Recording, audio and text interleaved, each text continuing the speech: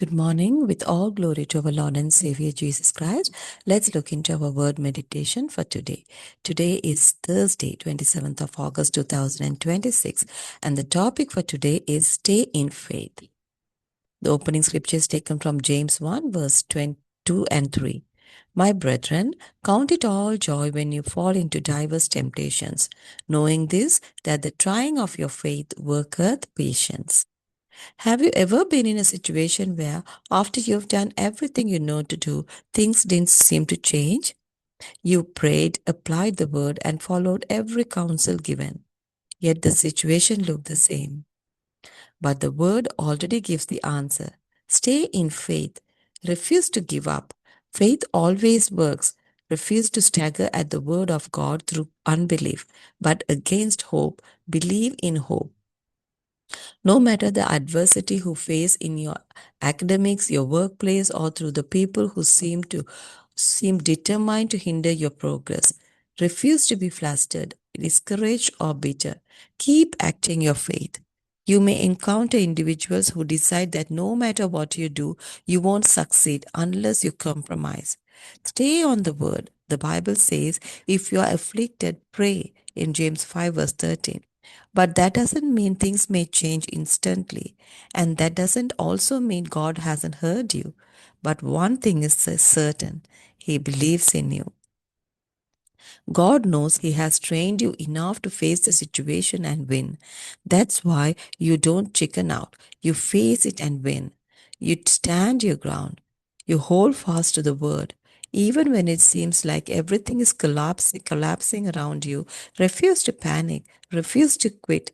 Maybe you lost a job or something didn't go the way you expected.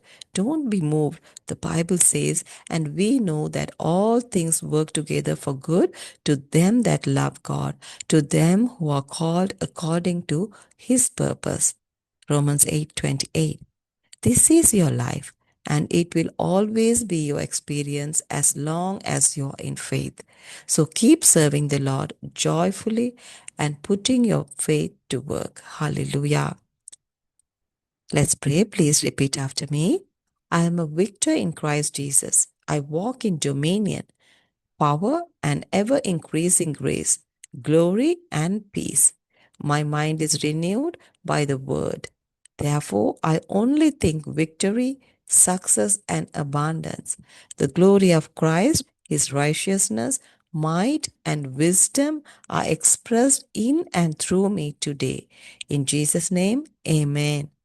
God bless you all. See you tomorrow.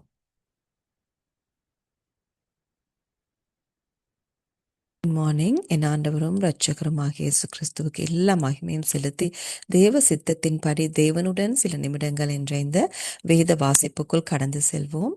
இன்று வியாழக்கிழமை August மாதம் 27ஆம் தேதி 2026. இன்றைக்குரிய தலைப்பு விசுவாசத்தில் நிலைத்திருங்கள். ஆரம்ப வசனமாக யாக்கோபு 1 வசனம் 2, 3 பார்ப்போம்.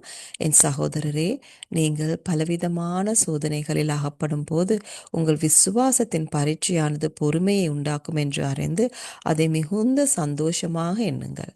நீங்கள் செய்ய தெரிந்த எல்லாவற்றையும் செய்த பிறகும் சூழ்நிலையில் எந்த மாற்றமும் ஏற்படாதது போல் தோன்றிய அனுபவம் உங்களுக்கு இருக்கிறதா?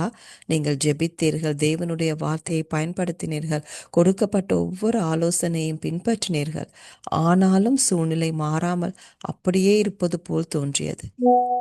ஆனால் தேவனுடைய வார்த்தை ஏற்கனவே பதிலை தருகிறது. விசுவாசத்தில் நிலைத்திருங்கள். விட்டு கொடுக்க மறுத்து விடுங்க. விசுவாசம் எப்போதும் செயல்படுகிறது. அவிசுவாசத்தினால் தேவனுடைய வார்த்தையை குறித்து சந்தேகப்பட மறுத்து விடுங்க. நம்பிக்கைக்கு இடமில்லாதது போல் தோன்றினாலும் நம்பிக்கையோடு விசுவாசியுங்கள். உங்கள் படிப்பிலோ வேலை செய்யும் இடத்திலோ அல்லது உங்கள் முன்னேற்றத்தை தடுக்க தீர்மானிப்பவர்கள் போல் தோன்றும் மனிதர்கள் மூலமாகவோ நீங்கள் எந்த எதிர்ப்பை சந்தித்தாலும் கலங்கவோ மனம் தளரவோ கசப்படையவோ மறுத்துவிடுங்கள். உங்கள் விசுவாசத்தை தொடர்ந்து செயற்படுத்துங்கள். நீங்கள் எதை செய்தாலும் சில காரியங்களில் சமரசம் செய்தாலொழிய நீங்கள் வெற்றி பெற முடியாது என்று தீர்மானித்தவர்களை நீங்கள் சந்திக்கக்கூடும். அப்படிப்பட்ட நேரங்களில் தேவனுடைய வார்த்தையில் நிலைத்திருங்கள். நீங்கள் துன்பப்பட்டால் ஜெபம் பண்ணுங்கள் என்று வேதாகமம் யாக்கோபு 5:13 கூறுகிறது. ஆனால் அதனால் சூழ்நிலை உடனடியாக மாறிவிடும் என்று அர்த்தம் அல்ல.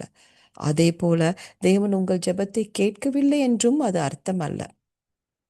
ஆனால் ஒன்று நிச்சயம், அவர் உங்களை நம்புகிறார். அந்த சூழ்நிலையை எதிர்கொண்டு வெற்றி பெறும் அளவுக்கு அவர் உங்களை பயிற்றுவித்திருக்கிறார் என்பதை தேவன் அறிவார். அதனால் தான் நீங்கள் பயந்து பின்வாங்குவதில்லை, அதை எதிர்கொண்டு வெற்றி பெறுகிறீர்கள். உங்கள் நிலையில் உறுதியாக நில்லுங்கள்.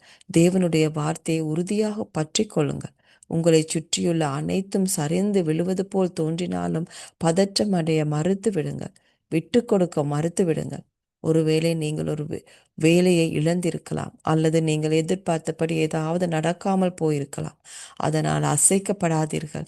வேதாகமம் கூறுகிறது, ரோமர் 8:28, அன்றியும் அவருடைய தீர்மானத்தின்படி அழைக்கப்பட்டவர்களாய் தேவனிடத்தில் அன்பு கூறுகிறவர்களுக்கு சகலமும் நன்மைக்கு ஏதுவாக நடக்கிறது என்று அறிந்திருக்கிறோம். இதுதான் உங்கள் வாழ்க்கை. நீங்கள் விசுவாசத்தில் நிலைத்திருக்கும் வரையில் இதுவே எப்போதும் உங்கள் அனுபவமாக இருக்கும். ஆகையால் கர்த்தரை சந்தோஷத்தோடு தொடர்ந்து சேவியுங்கள்.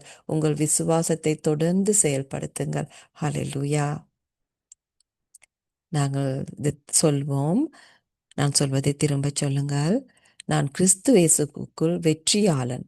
நான் ஆளுகையிலும் வல்லமையிலும் தொடர்ந்து பெருகிற கிருபையிலும் மகிமையிலும் சமாதானத்திலும் நடக்கிறேன்.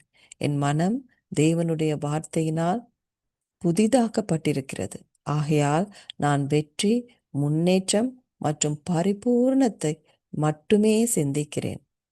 கிறிஸ்துவின் மகிமையும் அவருடைய நீதியும் வல்லமையும் ஞானமும் இன்று எனக்குள்ளும் என் மூலமாகவும் வெளிப்படுகின்றன. இயேசுவின் நாமத்தில் ஆமென். God bless you all. See you tomorrow.